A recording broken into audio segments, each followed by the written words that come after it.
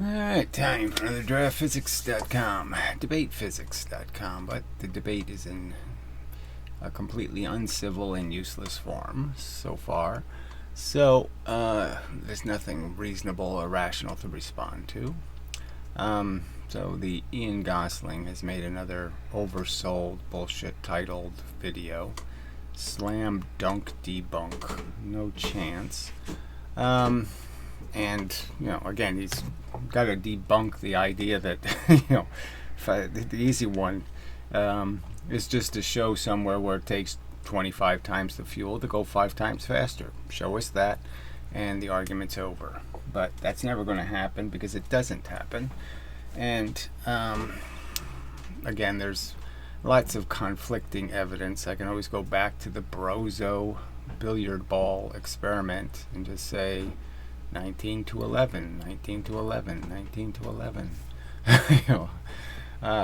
It just, But anyway, they haven't debunked that experiment yet.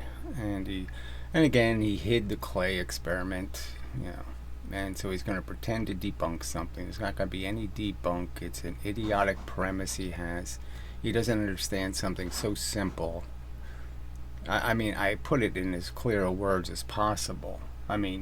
You're walking down the street and you find 2 $5 bills on the ground and you pick them up. And then you hand one to the guy next to you. You had $10, you now have $5. He has $5. And you're going together to go buy something. You have $10 to buy something with. It's not at all complicated. You don't need extra energy to give somebody $5. It doesn't make the dollar fall off. The $5 bill doesn't degrade or get destroyed because I hand it to somebody else. It's just so stupid. Anyway. So this is probably the last one for a while. Because I'm really sick. I'm not going to respond to these fucking lie titles. Why you shouldn't even have to tolerate a title that's so... They keep telling us they prove something. They prove proof. All this crap. And there's no proof in the video. It's just crap. Way oversold lies. First things first. There won't be any first things first. It's just big crap ever after. I didn't want to do that. Sorry, technical difficulty. Yeah. I just want to move so it's a little better positioned for the viewer's enjoyment. Okay. Leave us continue. Just to address this lever, Gary, as you're pointing out, it's a piece of shit. Make a new one. You need to be able to put these things at different locations. There's no fucking point. I've already been over it and over it. This ain't gonna work. 2 to 1 ain't gonna work. Good, you've proven that. But you already proved it when you put the 2 mass an inch further, and then you put the 2 mass an inch further, and you put the 2 mass an inch further, and it goes just about the same speed. Because I already made the argument. That's because the lever's consuming a substantial part of the energy. So until you get a thinner lever, or until you obey the laws of physics and realize you have to make the lever do less work, you're not going to make any progress. Video yesterday, but it wasn't representative of anything I was talking about. It wasn't the experiment I did. You didn't do any, so you haven't done anything for 4 days. So you did this and you did experiments, but I'm sure you didn't show us any of those. So whatever you're doing, you're not showing it to anybody else, so fine, whatever. Just like the clay experiment we never got to see. Was shown. I was messing around with these blocks afterwards because I wanted to try and see that the one mass at one distance, in theory, if we put it out twice as far, it should get the same speed to conserve the kinetic energy. Well, that would be stupid to say, just because, again, the lever moves less. The further out you put something to get the same velocity, the lever moves less. The further out I put the object, if I'm going to get the same velocity, it means the lever's taking less of the energy. The lever has to move less to create that velocity. Just a fact. So if you want your lever to do very little work, you put the object way the hell out. But the problem is, if you put the object way the hell out, then the lever bends or does something else that you don't want it to do. So I thought. But it was always getting a little bit more on the further distance. So I knew it had to be something to do with the distance the lever... I only went over it 5 times now. 5 times I have explained to you that all the spring is seeing is the weight of the lever and the weight of the mass. It just sees a weight. It doesn't see anything else. I mean, a mass, a total mass. All right, and it's going to have to move the total mass based on where the mass is distributed, a certain velocity. And that's all there is in the equation. It was moving. It was a greater distance travelled on the further position on the lever, and I wondered whether that was something to do. And I was trying to even it up by putting a block on. I couldn't get to the bottom of that. I'm not quite sure what it is. Whether it's something to do with the amount of distance that the lever moves. So again, he still hasn't gotten the basic idea that the lever is just moving. And the fact is, okay, if you want a faster velocity, you go out further, and you'll get a faster velocity for the same movement. But the liability is that the lever can change its speed depending on where you put objects. So the fact is when the two masses on that lever, the lever's moving faster than the lever moves when you put the lighter mass further out. And you have to balance those numbers. Lever's moving. It's moving faster than it would if both masses were on the lever. So that's why it's getting more velocity. The lever's a less percentage of the total weight being moved. Again, it's just kind of obvious. The two mass is owning the lever. In that case, it's heavier than the lever, much heavier. And in the other case, the half mass isn't heavy enough. So the lever owns the equation. Because, as we know, work is force times a distance. Well, whatever. I'm not going to argue that. We know. You think so. It's force times time. Can keep saying that, and you'll not show any experiments demonstrating that it's not force times time. Sometimes time and distance is related. In the case of gravity, for example, 4 times the distance gets you twice the time. It's a fact that they have a relationship, a consistent relationship. But that's it. There's, the real thing, okay? The real thing that matters is the amount of time something is in gravity, free falling. That's all that's going to matter. And we're only getting a little bit of distance here, but we're getting a lot more distance of movement there. Anyway, but it was nothing to do with the video that I was talking about. I didn't say it did. I just pointed out that my suggestion was to have a thin block here, just so the 2 blocks would be even. But you didn't even make the same block, so you didn't. It's like, there's no point in me talking because you clearly ignore everything I say in the videos. Yesterday, or anything I've shown. Got to hold my hands up. I got this wrong. So again, whatever. Always got something wrong. And so what's the excuse? You're going to sit there and say slam dunk debunk. You're going to call something when your previous debunk had errors in it. Fuck you. That's just ridiculous. You get to keep doing it wrong over and over again. This is what I did in that experiment. The fulcrum's here. There's a 3-inch to the first position. That would be double, 6 inches. I did it from here, 8 inches. I thought you did it from 8 and then you moved it in a ½ inch because it didn't work, but whatever, doesn't matter. So it's 2 and a bit. If it was 1 more would be 9, that would be 3 to 1. So it's just under 3 to 1. Yeah, I got that all wrong. That's the 1 position, that's the 2, and that's where I did it from. Yeah, that's after you drew it and all this other stuff. I just made it an off the, top of my head guesstimate at a number. I just threw a number out, that yes, you have to move it further, and you jumped all over that like it was a scientific error. Fuckhead. That's 2 and 2/3. Anyway, that clears that up. Now, the great debunk. Slam dunk. This is just so retarded. I just can't get over that he's going to keep trying to make this argument that somehow you can conserve all of the momentum, and yet you can do half the kinetic energy worth of work. That is, you can create a bunch of heat, you can create sound, you can create all kinds of motion, and you don't have to use any momentum to do it. So you can, roll a bowling ball, let's say, over a lumpy surface, and you knock a bunch of the lumps off the surface, and the bowling ball just keeps going the same speed. No, that ain't going to happen. As I was expecting, turned into a bit of a slam dunk. You're done. Again, I mean, just even bringing up the bowling ball example is just so bad for your side. Because, just imagine that bowling's been around a long time, 150 years or something. Nobody's figured out that, throwing lighter things makes so much more sense. It's twice the energy. Damn squib. Not least could I convince you, Gary.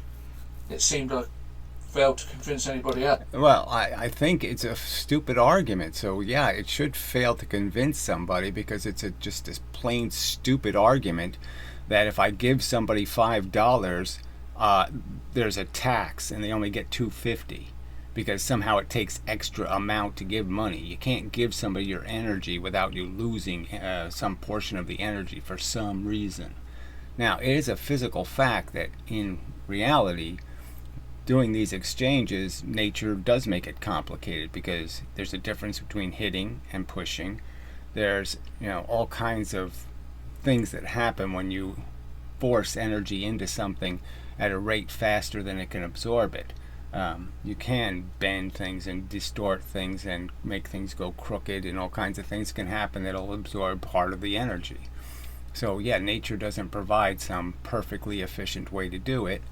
And as pointed out, we don't have an ideal lever either. That would be the perfect instrument if we had such a thing as an ideal lever, but we don't have it. That's what I was saying. So let's just clarify things a little bit first. No, there's nothing. I mean, this is so simple. 5-ton train. You add 5 tons to its mass gracefully, and it becomes a 10-ton train going 5 miles an hour. There's nothing complicated here. You conserved all the momentum. Everything is just fine, okay, except your mathematical silliness says you lost half the energy. And yet you have zero evidence that 5-ton trains win in a collision. Now that you can prove with the Newton's cradle. So Toady did that, okay. He took the heavy mass and the light mass and put them at the right velocities and had them crash into each other with the same momentum. So you have the 5-ton train going 10 miles an hour, and you have the 10-ton train going 5 miles an hour, and they collide, and the 5-ton train doesn't win. It doesn't plow through the 10-ton train, clearly indicating it doesn't have twice the energy. It doesn't win the collision. And it won't happen with a car and a truck. It won't happen with anything. The thing with more momentum wins. That's the direction the collision moves in. Again, all of what you're saying is so contradictory. I can just go back to the gun and the bullet thing. You're telling me that lighter things are harder to push, that energy can't get into lighter things.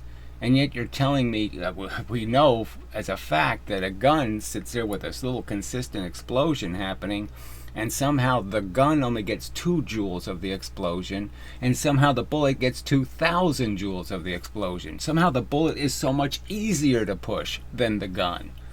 So in one case you're saying heavy things are easy to put energy into, and in the other case, light things are easy to put energy into.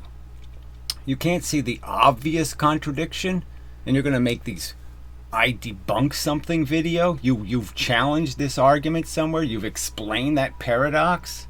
That on the one hand you're arguing light things, you can't throw the lighter bowling ball twice as fast because the energy won't somehow go into it. You can't conserve the momentum. That's what you're saying. I can't conserve the momentum. Oh, god damn. And yet the gun does it perfectly? With ease? You know. It actually is the same momentum, so it's not like it's complicated again. What really happens? You have one atom moving 1,000 miles an hour, or you have 1,000 atoms moving 1 mile an hour. Same amount of energy, same amount of force. Let's look at what the physics says. Oh, well. I just can't believe he's saying what the physics says. This is such a simple thing to diagram. Follow along, please, if you can. Oh, brother, what an arrogant, obnoxious sack of shit. He's going to do the same thing. I mean, he's going to, again, somehow say, I find 2 $5 bills. I hand one to the person next to me. Somehow I lost half the energy. Half the money was lost somehow. So he's saying, no, I have $20. I have 4 $5 bills. I want to give $5 to the guy next to me. I have to throw $10 behind me to do it. Somehow I can't give him $5 without losing half the money. That's his argument. I have to lose half the money to give him $5. One $5 bill. I have 4 $5 bills. I want to give him one. I give him one. Somehow 2 of my $5 bills evaporate and disappear. It's just too stupid. One mass going at 10 velocities. The kinetic energy would say half the mass times the velocity squared. Well, that would be 1/2 times 100 equals 50 kinetic energy from this one mass going along. The one mass colliding into the other and both going along now at 5 velocity. Kinetic energy would say 1/2 times 25, which is... This is just so inane. Yet we all know this already. Every single person watching this video who has watched any of this controversy already knows all of this. You lose half the kinetic energy, and the simple argument is your excuse is that something happened here. A bunch of energy happened, a bunch of pieces broke, something deformed, things got burning hot. Some sort of crap happened that absorbed all the energy and dissipated it into the environment. I'm saying there's zero evidence of any of that happening in any of the experiments that are done routinely demonstrating this. There's no evidence of this shock, that this terrible explosion of energy escaping the system. And it doesn't make any logical sense, because again, your argument is, I have a certain momentum, and then I'm going to make something fly off, and I'm going to make pieces melt, and I'm going to make all this shit happens, and yet I have the same momentum coming out. So I didn't lose any momentum from the object that has the energy. It has the same amount of momentum, and yet it made rockets shoot into space. It made things happen that require momentum to be transferred. It can't transfer the momentum twice. It can't do a bunch of melting, okay, and give its energy. It can't use the $5 twice. 5 times 5 is 25. Times 1/2 is 12.5. The same for the other way. 2 12.5s is 25 kinetic energy. So by the collision and both going along at 5 velocity, science says we've got 25 units of kinetic energy. Right, and it just says it. It doesn't measure any of this stuff. It doesn't measure the impact or the power of any of this stuff. Did it take the 10-ton train going 5 miles an hour and bang it into something, and then bang the 5-ton train going 10 miles an hour and bang it into something and see if they have different amounts of capacity to bend or break or push a spring even? No! They haven't done the experiment. In the second case, and 50 with the one mass going along. So we've lost 25 units of kinetic energy. We've lost half somewhere. Yeah, you lost it mathematically. It didn't happen in reality because it's not real. The bullet doesn't have 2,000 joules and the gun recoil is 2. There is no differential in the energy. The gun's recoil is thousands of times more atoms. it's moving much slower, and the bullet's moving 1,000 times faster. It's not that difficult to figure out why that's happening. What's happening? It's a very small amount of mass moving very fast, a very large amount of mass moving very slow.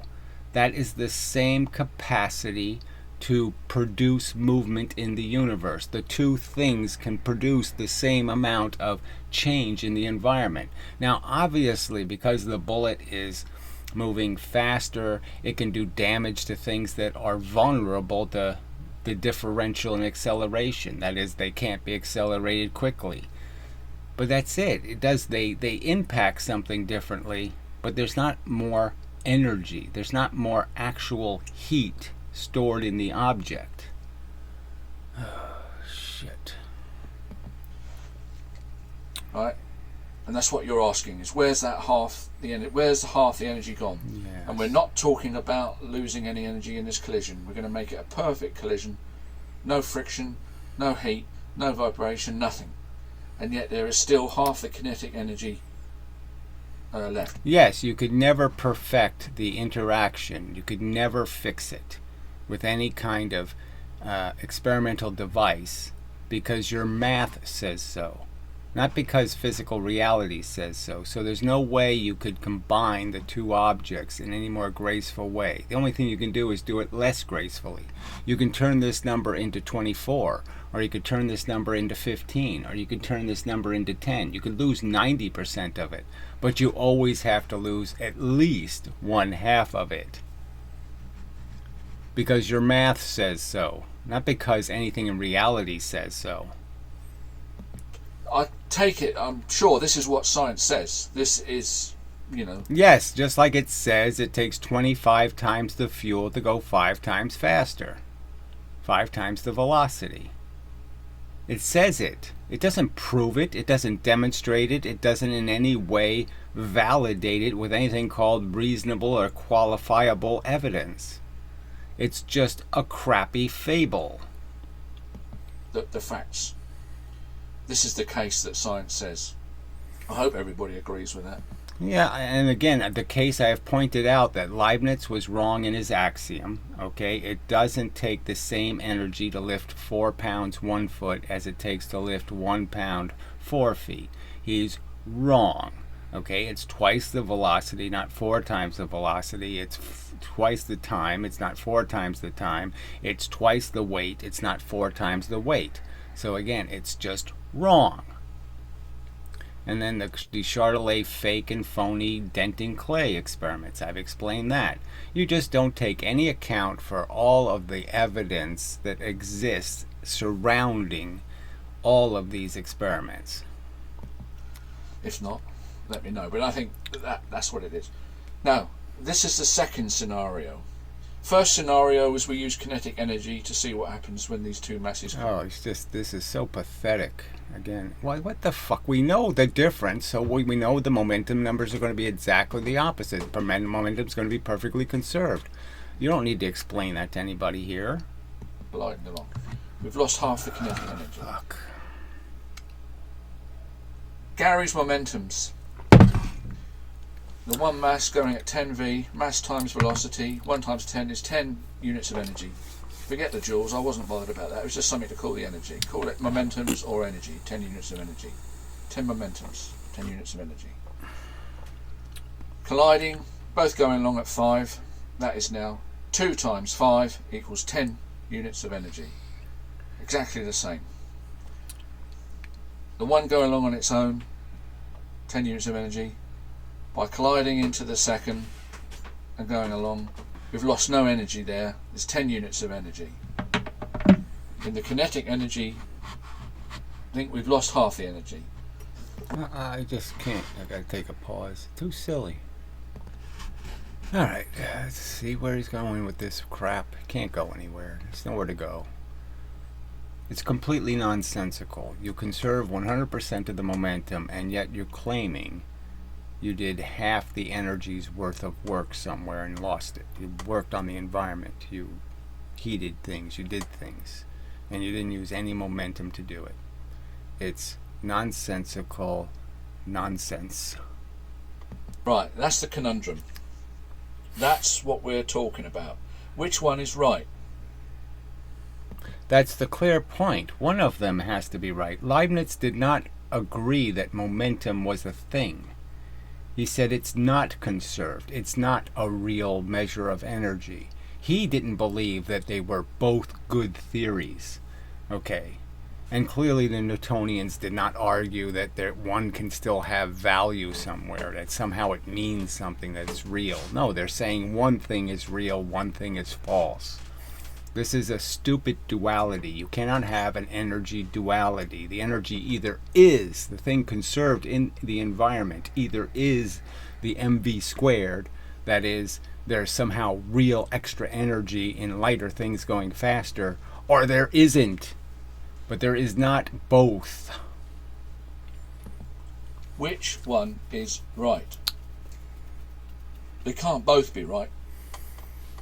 Well, bravo that you got that right. Now, that's not what conventional physics says. Conventional physics says pick one. On Wednesday, you can use momentum. On Thursday, you can use kinetic energy. No matter what you're doing, just pick one of them that suits your purposes. So if you can make up numbers, and you're free to say anything about how much thrust there is and how much energy there is in a nuclear bomb. Yeah, and you're free to just write any number you want, and no one's going to check it. Well, go ahead, use kinetic energy, because no one's going to check. No one's going to actually see if the bullet has 2,000 joules. No one's going to see whether the gun heats more water or the bullet heats more water. No one's going to test it, so don't worry about it. Use kinetic energy, because it's just fine, because no one's going to test it. But if they're going to test it, well, you better use momentum. So if you're actually going to navigate and land a lunar module on the surface of the moon, well, you better use momentum, because guess what? That's the one that'll get you there safely. And I'm arguing that, of course, this is correct. Yes, that will not land you on the moon. That will crash you on the moon. So go with the one that will crash you on the moon. Bravo. I mean, physicist Michael has conceded the argument. Thrust is momentum. So something that moves stuff in space, anytime you use, like even the fire extinguisher, like the gravity movie, you're going to use something to navigate in space. It just matters about mass and velocity. That's it. No squared function. The smaller the particles, that ain't going to help you any. Big particles work just as good as small particles in space. Okay, speeding bullets and recoiling guns are the same damn thing, according to a spaceship. So physicist Michael has conceded that argument, and you're still arrogantly pontificating that you know the truth, you stupid fuck? You don't know shit. If this is correct, then we have lost half the energy somewhere. Where has it gone? It must have gone in moving this mass. Now, so what does that possibly mean? It must have gone to moving the mass. You gave the mass half your velocity. You're saying I have to do more than that? I have to do more than give him the $5? I have to pay $10 to give him $5? I can't give him the $5 without paying $10? I mean, it's so stupid. In Gary's theory, there is no energy lost. What we had in the one case before the collision, we've still got at the end after the collision. And the proof is in the... Go ahead. You tell me that if they have a tug of war, the 5-ton train is going to win. Go ahead and say that. Say that's the way it will work. It won't work in space. It won't win in space. No energy has been lost in moving this mass. I mean, it would be just a great experiment, right? They could do this in the space shuttle so easily, when they're in the weightless environment. Just tie a string between two objects, then just push the objects at the same speed. I mean at the commensurate velocities. Yeah, you give the light one twice the velocity, give the heavy one half the velocity, and just let them fly away from each other until the rope snaps, tightens. And we'll see if it keeps going in the direction of the 5 mass going 10. Guess what? It's not going to. It's going to go bang, bang, bang, bang. It's going to just oscillate right in space, right where it is, because both sides have the same goddamn fucking energy. You fucking idiot. That's the conundrum. That's the paradox. Now, which one is right, guys? Here's another way to think about it. Say I'm pushing this mass from this position. So he's got this idiotic, what's the one's right, guys? Don't you agree with me that it takes, $10 to give somebody $5? You can't give somebody $5 without it costing you $10. You always have to pay the $10, tax to give somebody $5. To this position. I'm doing an amount of work. Let's call it, for argument's sake, 10 units of energy to push it from here to here. Speed is going to matter. So again, we're back to time. So how fast you pushed it is going to decide how much friction you had total. All of that's going to be decided. So if you push it fast or you push it slow, it's going to be a different amount of energy. And guess what? It's going to be more energy the slower you push it. Fucking idiot. If I push it from here to there, that's another 10 units of energy. That's 20 units of energy. Now let's say that I now push this weight from here to there. They can join, and I've done 10 units of energy to get it to here, and now I push them both a further distance. Well, it's another 10 units of energy each. So pushing them. So it's not, okay? So again, you can say it is, but they're not going to go the same velocity, you stupid fuck. That's not the scenario. You're not moving them the same velocity. You're moving them at half the velocity. For God damn it, you can't figure this part out? Shit. You're not doing the same amount of work per object because the objects are obviously moving half the speed. God damn it.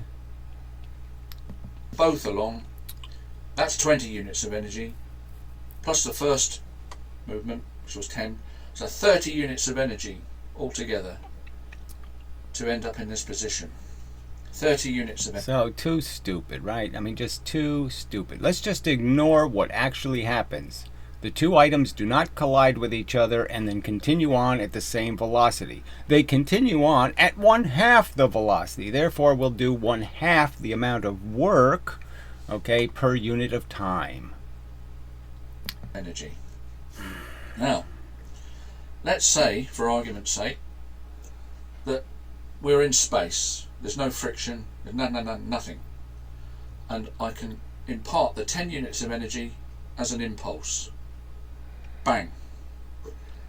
And it flies off through space to there. Going a velocity. I mean, you're just keeping... Now, I mean, how can this idiot say this is a debunk when he's ignoring the fundamental fact that velocity is part of momentum? So if you increase the velocity, it's more momentum. If you decrease the velocity, it's less momentum required. Less work. Shit. Nothing to stop it. No friction. I've still used the 10 units of energy, haven't I, to give it the impulse. Now let's say that at that point it collides.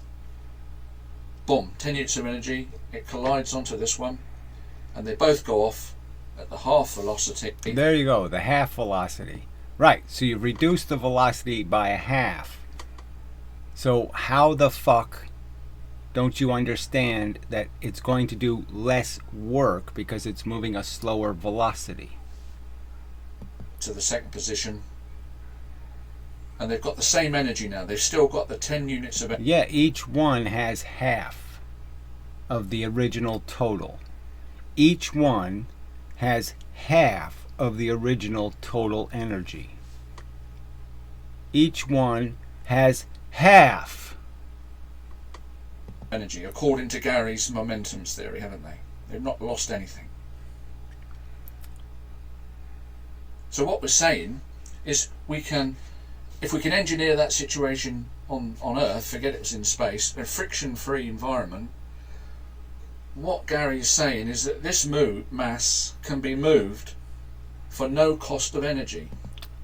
Exactly, except for the cost that the first object had $10 and now it only has $5. So what the hell are you talking about with no cost of energy? Yes, that's right. The Newton's cradle works. You can bang this one into that one, and the energy goes into the other guy. He gives all his $10. He gives his whole $10 away. Well, if he could give away just 5, okay, and keep the other 5, that's all that's just happening. You're just saying he gave away 5 instead of 10. He kept 5 for himself, and he gave 5 to the other guy. That's it. Nothing complicated. I mean, he's just so dumb. It's not that he's dumb, okay? Look, this is physics. You really do have to spend some time thinking about this shit and all that crap. The part that's obnoxious is the fact that he thinks this is a decisive argument and he's selling it as if he's proving something. That's the disgusting part. They keep saying they're proving something when they never deal with the counter theoretical arguments. They never deal with the actual other evidence that exists. Again, debunk Brozo's billiard ball catapult. Debunk it. Show where it's way the fuck off, where he made a huge mistake in performing the experiment. If we push this one to there and then push them both to there, what was that, 30 units of energy? So again, he's ignoring that if you're going half the speed, you're doing half the amount of work. Oh, fuck.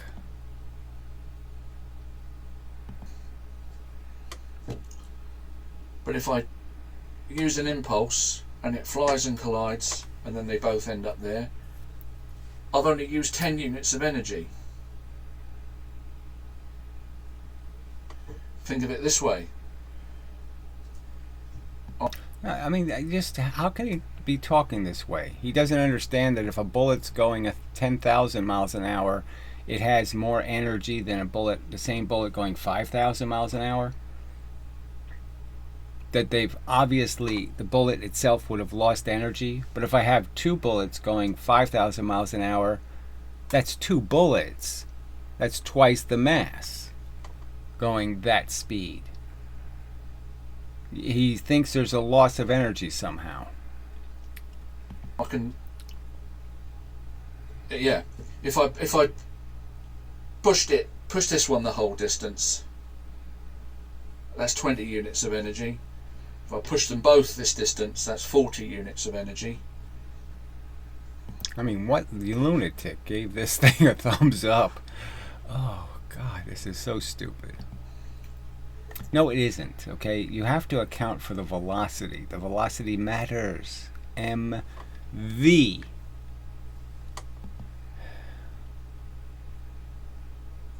Tell a lie. If I just want to move this mass from here to here, it's going to cost me some energy, isn't it? Got to. But we know moving doesn't have anything to do with anything other than friction on Earth, okay? So again, this whole stupid argument that you have to use energy to move, you have to use energy to initiate movement, but once it's moving, it keeps moving forever, theoretically. So again, this moving distance thing is a retarded argument. The distance is irrelevant. It costs 10 units of energy. We've already worked that out. If I tap it, it's 10 units. All that matters is the velocity. I shoot through things in space. Something has twice the speed. Alright? It can only go twice the distance in the same amount of time. That's what it has to do. That's what twice the speed means. It can't go 4 times the distance. Oh, this is so stupid. You'll never see its kinetic energy, okay, by measuring distance. It's of energy, and it's done it. Great. If I tap this one, I've used 10 units of energy. It's gone to there, and I've got them both there for the 10 units of energy. Whereas if I pushed them along individually, it would have cost me 30 units of energy. Well, it didn't happen. You didn't do an experiment demonstrating any of this nonsense. You didn't show us the friction. You didn't show us the velocity change. None of it. So you just did a big fake experiment. Thank you. Big fat fucking fake. Obviously, at half the velocity, this one is not going to go as far. It's going to go only half that distance. So again, your numbers will be it'll be obvious that you wrongly calculated, because going half the speed means it's not going to go the full distance. So what we're saying here is that Gary's momentum theory is saying that we can move a mass. It's just incredible that he thinks it takes extra energy to move a mass, to exchange. Anytime you exchange energy between yourself and something else, that somehow you have to lose energy. Again, the Newton's cradle. You don't lose energy because you give your energy to something else. There's no rule requiring you to lose energy. Costing energy. Because we've got the same at the end as we did at the start. Now this is what physics says. We must lose half the energy and forget. And it's just a mathematical fact. You can't, again, it's obvious that it exists. Anytime you go from a light object to a heavy object, you have to lose kinetic energy. And every single time you go from a heavy object to a light object, you have to destroy momentum. Oh, shit. For brain. Friction. We've got to lose half the energy in moving a mass, haven't we? Does anybody think you can move a mass without... So again, he keeps saying the same thing. Does anybody think you can move a mass without giving it energy? Yes, of course, you give it energy. How do you give it energy? Well, you exchange the energy you have with it. So if you're going 10 miles an hour, you go 5 miles an hour. You gave away 5 miles an hour. It now has the 5 miles an hour. And he's saying there's a problem there. Too ridiculous. A cost in energy or an expenditure of energy? No. So anyway, thoughts on that, please?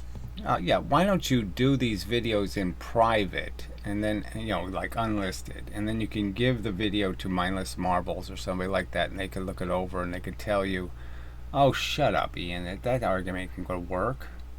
That's really stupid. Don't make that video.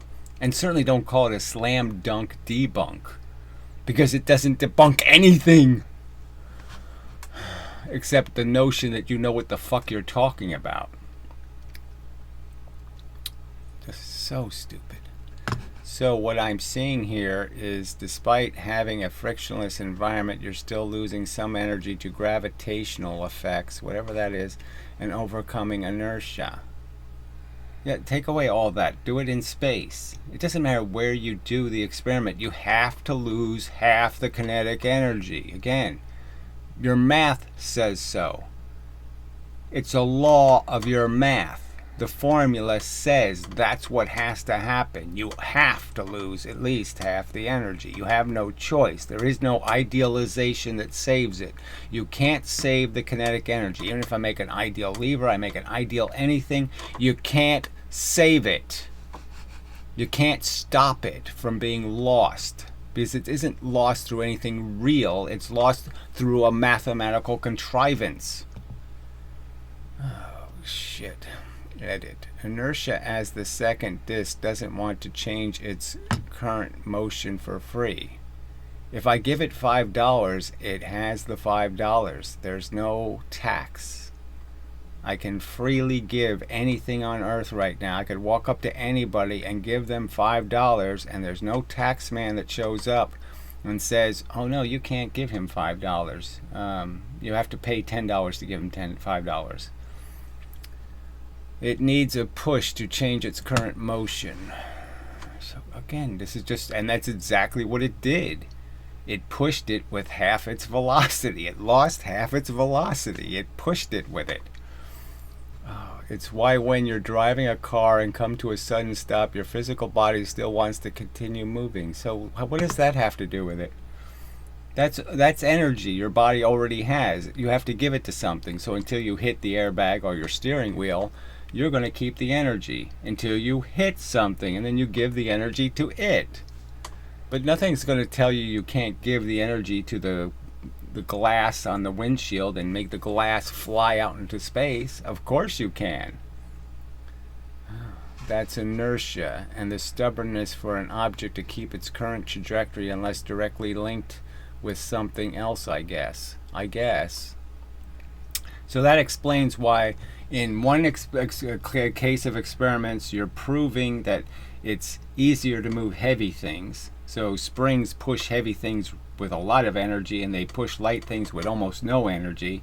And in the other case, the gun, the bullet flies out with 1,000 times more energy than the gun gets. The heavy gun gets shit and the bullet gets 1,000 times more.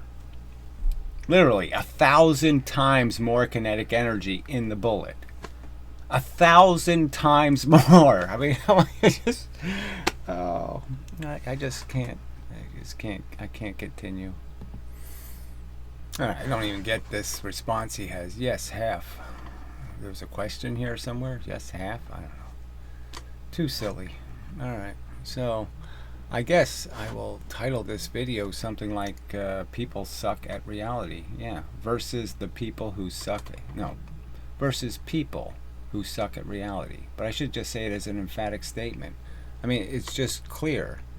You just can't have a rational conversation with people on planet Earth. I mean, I might as well be from a distant galaxy. You come here, you try to talk to these morons, and they just have no capacity to reason.